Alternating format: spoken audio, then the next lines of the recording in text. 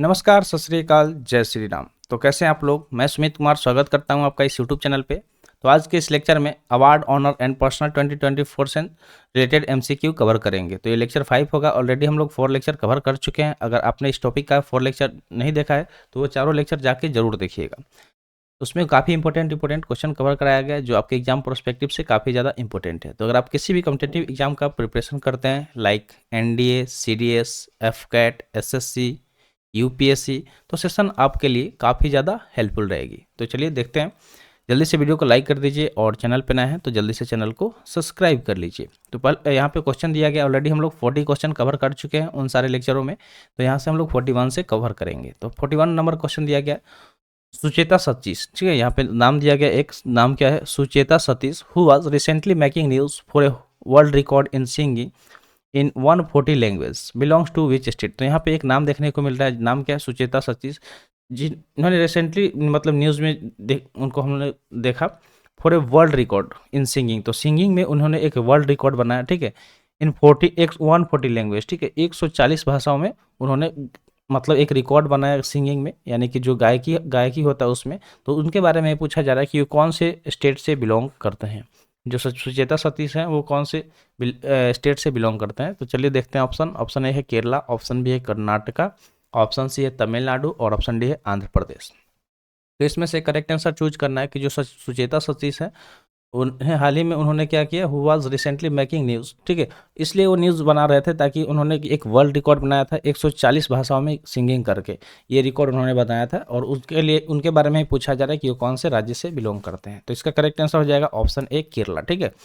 केरल यानी कि केरला से वो बिलोंग करते हैं सुचेता सतीश। तो उम्मीद करते हैं आंसर समझ में आ गया होगा। चलिए अगले सवाल की तरफ चलते हैं। अगला सवाल है फारूक नाज़की, ठीक है। अगला नाम दिया गया यहाँ पे Farooq Nazki, who passed away recently was associated with which profession. तो जो फारूक नाज़की हैं, नाम यहाँ पे याद रखिएगा, फारूक नाज़की, इनके बारे में ही पूछा जा रहा है। हाल ही में ये पास्ट अवे किए, यानी कि देहांत हो गया, इनका मृत्यु हो गया। तो इनके बारे में ही पूछा जा रहा है कि ये किस प्रोफेशन से एसोसिएटेड है, यानी कि जुड़े हुए। प्रोफेशन का नाम पूछा जा रहा है। तो प्रोफेशन से रिलेटेड बहुत ज़्यादा क्वेश्चन पूछा जाता है, इसलिए हम लोग ज़्यादा से ज़्यादा क्वेश्चन कोशिश किए हैं कवर करने के लिए। तो चलिए ऑप्शन देखते हैं। ऑप्शन ए है पोएट, ऑप्शन बी है रेसलर, ऑप्शन बी है साइंटिस्ट और ऑप्शन डी है पॉलिटिशियन। तो इसमें से चूज करना है कि जो फारूक नाज़की थे वो किस प्रोफेशन से बिलोंग करते थे, जुड़े हुए थे। इसका करेक्ट आंसर देखें तो करेक्ट आंसर इसका क्या हो जाएगा, ऑप्शन ए हो जाएगा, पोएट, यानी कि वो एक कवि थे। कौन थे? वो एक कवि थे, पोएट थे, यानी कि वो एक कवि थे। तो करेक्ट आंसर ऑप्शन ए हो जाएगा। नेक्स्ट क्वेश्चन है recently which bank has clinched the title of best technology bank of the year award, ठीक है। तो पूछा जा रहा है कि कौन सा बैंक है, ठीक है, उस बैंक के बारे में पूछा जा रहा है जिसने क्लेंज किया है title of the best technology bank, ठीक है। इसका title the best technology bank का year, best technology bank of the year award clinched किया है, उस बैंक का नाम पूछा गया है। चलिए बैंक का नाम दिया गया ऑप्शन में, अलग अलग बैंक का नाम। तो इसमें से करेक्ट आंसर बताएंगे हम आपको कि कौन सा बैंक है जिसने best technology bank of the year award clinched किया है। चलिए ऑप्शन देखते हैं। ऑप्शन है State Bank of India, option B है South Indian Bank, option C है एचडीएफसी बैंक और ऑप्शन डी है रीजनल रूरल बैंक, ठीक है, आरआरबी जिसको हम लोग बोलते हैं। तो करेक्ट आंसर अगर हम देखें तो इसका करेक्ट आंसर क्या हो जाएगा, ऑप्शन बी हो जाएगा, साउथ इंडियन बैंक, ठीक है। तो जो साउथ इंडियन बैंक है इसने क्या किया, क्लेंस किया है best technology bank of the year award. तो correct answer South Indian Bank, याद रखिएगा।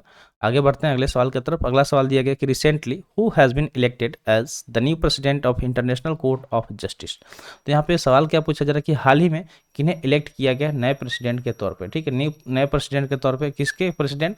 तो जो आईसीजे है, यानी कि इंटरनेशनल कोर्ट ऑफ जस्टिस के नए प्रेसिडेंट के तौर पे किन्हें अपॉइंट किया, इलेक्ट किया गया, यानी कि चुना गया है। तो ऑप्शन ए दिया गया है नवाब सलाम, ऑप्शन बी है दलबीर भंडारी, ऑप्शन सी है जॉन दोनोग्यू और ऑप्शन डी है रोनी अब्राहम। इसमें से करेक्ट आंसर चूज करना है कि हाल ही में किन्हें इलेक्ट किया गया नए प्रेसिडेंट के तौर पे। किसके प्रेसिडेंट? तो इंटरनेशनल कोर्ट ऑफ जस्टिस के। तो करेक्ट आंसर इसका क्या हो जाएगा, ऑप्शन ए हो जाएगा, नवाब सलाम, ठीक है। जो नवाब सलाम है इन्हें ही इलेक्ट किया गया नए प्रेसिडेंट के तौर पर इंटरनेशनल कोर्ट ऑफ जस्टिस का। चलते हैं आगे। अगला सवाल क्या दिया गया कि recently who has been appointed as vigilance commissioner in the central vigilance commission, CBC जो होता है, ठीक है, सीबीसी। तो सीबीसी के बारे में हम आपसे पूछ लेते हैं कि अगर आपने पॉलिटी पढ़ा हुआ है तो ये किस आर्टिकल में मेंशन है, ठीक है, किस आर्टिकल में मेंशन है। आपसे सवाल इसलिए पूछ लिए, कमेंट सेक्शन में जरूर बताइएगा। तो यही पूछा जा रहा है कि who has been appointed as vigilance commissioner, ठीक है, हाल ही में विजिलेंस कमिश्नर के तौर पे किन्हें अपॉइंट किया गया सीबीसी में, यानी कि सेंट्रल विजिलेंस कमीशन में। तो चलिए ऑप्शन देखते हैं। ऑप्शन है Suresh N Patel, option B है एएस राजीव, ऑप्शन सी है प्रवीण कुमार श्रीवास्तव और ऑप्शन डी है अरविंद कुमार। तो हम करेक्ट आंसर देखें तो इसमें से करेक्ट आंसर क्या हो जाएगा, तो इसका करेक्ट आंसर हो जाएगा ऑप्शन बी एएस राजीव। जो एएस राजीव है इन्हें हाल ही में अपॉइंट किया गया विजिलेंस कमिश्नर, ठीक है, विजिलेंस कमिश्नर के तौर पे इन्हें अपॉइंट किया गया है। कहाँ पे किया गया है, तो सीवीसी में, यानी कि सेंट्रल विजिलेंस कमीशन में इन्हें अपॉइंट किया गया है। तो उम्मीद करते हैं यहाँ तक अगर आप वीडियो देख रहे हैं तो यानी कि वीडियो आपको अच्छा लग रहा है, तो वीडियो लास्ट तक भी जरूर देखिएगा। जो भी क्वेश्चन यहाँ पे कवर कराए जा रहे हैं काफ़ी इंपॉर्टेंट क्वेश्चन है, आप खुद देख सकते हैं और समझ सकते हैं। तो चलिए आगे बढ़ते हैं। अगला क्वेश्चन क्या दिया गया कि फेलेती तेव, ठीक है, फेलेती तेव क्या दिया गया, फेलेती तेव recently seen in the news, जो हाल ही में जिसे न्यूज में देखा गया, become a new prime minister of which country, तो वो नए प्राइम मिनिस्टर बने हैं, ठीक है, नए प्रधानमंत्री बने हैं, किस देश के बने हैं, ये सवाल पूछा जा रहा है कि किस देश के बने हैं। चलिए ऑप्शन देखते हैं। तुवालू ऑप्शन ए में दिया गया, ऑप्शन बी है तोंगा, ऑप्शन सी है पलाऊ और ऑप्शन डी है फिजी। तो इसमें से करेक्ट आंसर चूज करना है कि जो फेलेती तेव है वो हाल ही में नए प्रधानमंत्री किस देश के प्रधानमंत्री बने हैं, ये सवाल पूछा जा रहा है। तो करेक्ट आंसर हो जाएगा ऑप्शन ए, ठीक है।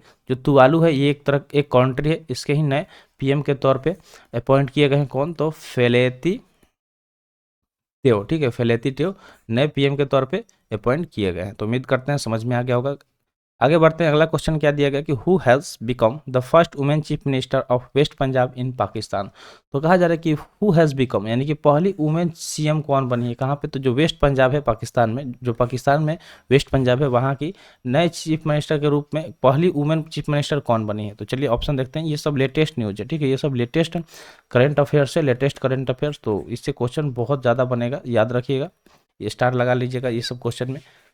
तो ऑप्शन ए है मरियम नवाज, ऑप्शन बी है माहिरा खान, ऑप्शन सी है फातिमा भुट्टो और ऑप्शन डी है मुनीबा माजरी। तो इसमें से करेक्ट आंसर चूज करना है कि वो पहली कौन सी महिला है जो कि वेस्ट पंजाब पाकिस्तान में है उसकी सीएम बनी है। तो करेक्ट आंसर इसका ऑप्शन ए हो जाएगा मरियम नवाज, ठीक है, मरियम नवाज नाम याद रखिएगा, जो कि बनी है नए सीएम, ठीक है, पहली सीएम, ठीक है, फर्स्ट सीएम बनी है कहाँ पे, तो जो वेस्ट पंजाब है, ठीक है, जो वेस्ट पंजाब है,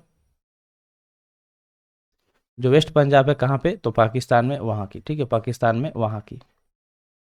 तो चलिए आगे बढ़ते हैं अगले सवाल की तरफ। अगला सवाल दिया गया कि recently who became the first women sniper of the border security force, ठीक है, स्नाइपर के बारे में यहाँ पे बात हो रहा है, जो बीएसएफ होता है, बॉर्डर सिक्योरिटी फोर्स, ठीक है, इसको बीएसएफ का फुल फॉर्म क्या होता है, तो बॉर्डर सिक्योरिटी फोर्स होता है। तो उसके पहली महिला स्नाइपर बनी है, ठीक है, पहली महिला स्नाइपर बनी है बीएसएफ की, कौन बनी है वो यहाँ पे पूछा जा रहा है। तो ऑप्शन है मिताली मधुमिता, ऑप्शन बी है सुमन कुमारी, ऑप्शन सी है तनुश्री पारीक और ऑप्शन डी है सोनाली मिश्रा। तो इसमें से करेक्ट आंसर चूज करना है कि बीएसएफ की पहली महिला स्नाइपर कौन बनी है। तो करेक्ट आंसर हो जाएगा ऑप्शन बी सुमन कुमारी। जो सुमन कुमारी है वो फर्स्ट स्नाइपर बनी है, ठीक है, first sniper of BSF, first sniper of BSF यानी कि बॉर्डर सिक्योरिटी फोर्स बने हैं। तो याद रखिएगा, काफी इंपॉर्टेंट क्वेश्चन है, स्टार लगा दिया हमने।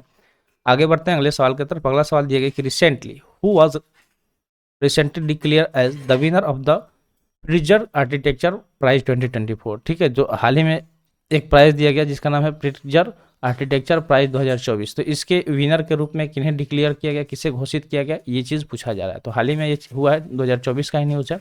तो चलिए देखते हैं ऑप्शन ए है रिकेन यामामोटो, ऑप्शन बी है डेविड क्लिपरफील्ड, ऑप्शन सी है बीएस दोषी और ऑप्शन डी है योने फारेल। तो इसमें से करेक्ट आंसर चूज करना है। करेक्ट आंसर अगर देखें तो करेक्ट आंसर क्या हो जाएगा, ऑप्शन ए हो जाएगा रिकेन यामामोटो, ठीक है, रिकेन यामामोटो जिन्हें डिक्लेयर किया गया winner of the Pritzker architecture prize 2024।